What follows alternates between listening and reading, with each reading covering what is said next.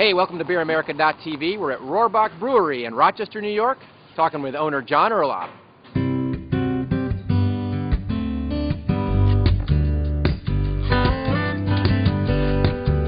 I started Rohrbach's, actually the corporation was started in 1991. We opened our first brewery and pub in '92 in the German House, a little community of the South Wedge in Rochester. I was very proud of the fact that I lived in Southern California for a couple of years and I loved it. And I go back there now and that's like the hotbed of all the craft beers and the microbreweries and the pubs. But I lived there in the early '80s and there was nothing. My very first kind of craft beer that I tried was Anchor Steam. Went up to San Francisco and I loved it. And it's such a great company, and you know, that kind of, I guess, planted the first seed. But honestly, the very first brew pub I was in, I was transferred from Southern California to New York City. And the Manhattan Brewery was just a little south of the village.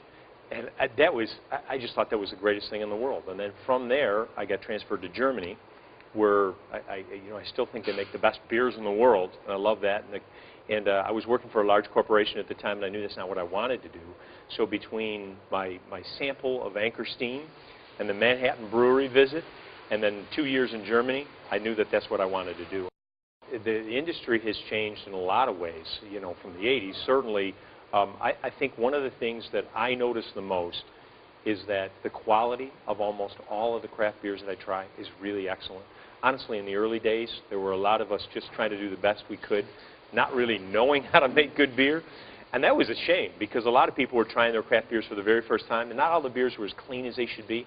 Now, every beer I try, it might not be the style I like, and customers will say it. We actually make things at Rohrbach's, which wouldn't be my beer of choice. But I know they're clean, I know they're good, I know lots of people do like it. We all have different tastes, and that's the beauty of the craft industry. We still, though, one of the things that hasn't changed too much is we still have a very small percentage of the market. It's 5% or less. It is growing, and every year it's growing, especially the past 4 or 5 years. We've had double-digit growth, which is exciting, and people continue to enjoy craft beer and get exposed to it, and younger folks that are just starting to enjoy adult beverages enjoy craft beer. They're not drinking maybe as much, but they want quality. And I think also, as people enjoy food and beverage, you know, it isn't just if you're going to have a quality dinner that you grab a nice glass of wine, which is fine. I do that many times.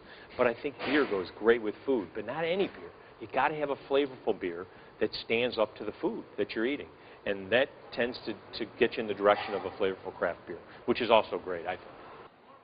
Just earlier this year, I was in Ireland for a week, and I love Guinness and Beamish, and I love the stouts.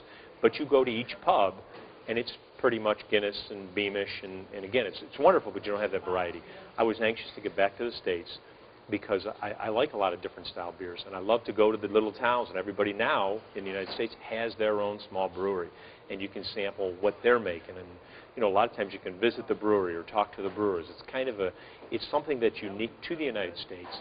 And while the quality of the European beers are fantastic, they don't have the variety we have. We have something very unique here in America. I have to tell you that probably our flagship beer from the beginning has been our Highland Lager. And that was something that we designed. It was a lager. A lot of microbreweries don't do lagers. It takes us quite a bit longer, and it's kind of a tricky beer to do. But we felt because 95% of the market, or at the time probably 98% of the market, were used to domestic beers, we wanted to make something that was true to our style. 2-row malted barley, hops, water, yeast. You know, we follow all the German purity laws. But we wanted it to not be too hoppy or too heavy. So the Budweiser drinker that tries it for the very first time can say, man, now I can drink that beer.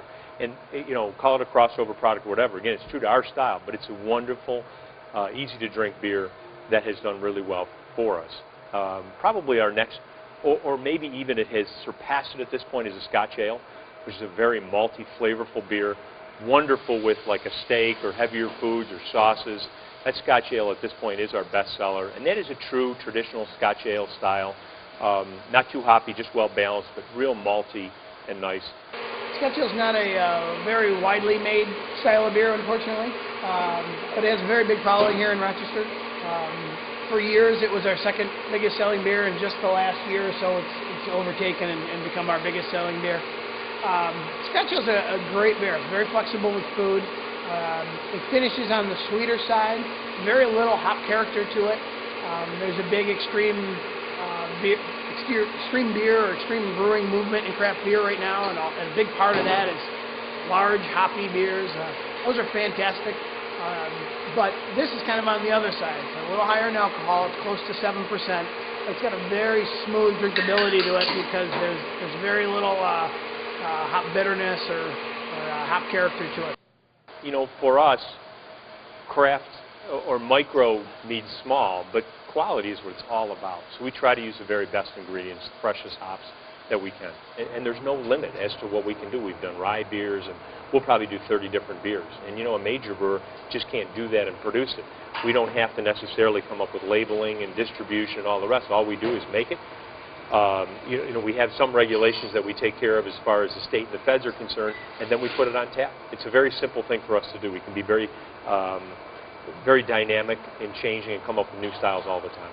You know, honestly, the thought of being a small local microbrewery, there's two key words there, small and local. It will probably be always small and local. We certainly want to grow.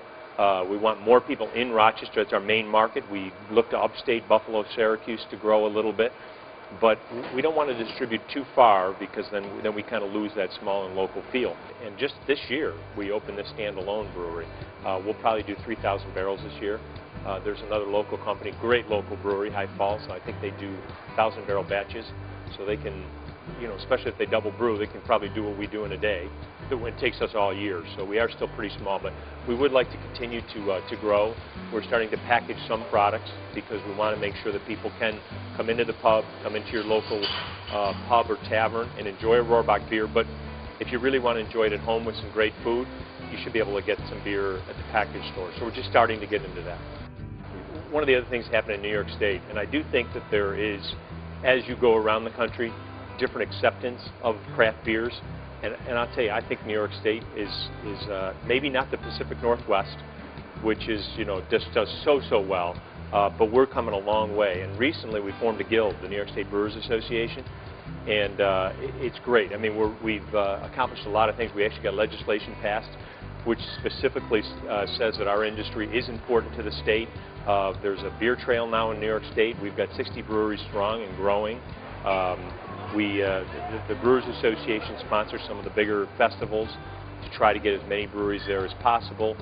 Those breweries that are sponsored or sanctioned give back to the association, which gives us some legislative power to try to work with our legislators to continue to support our industry. So it's pretty exciting.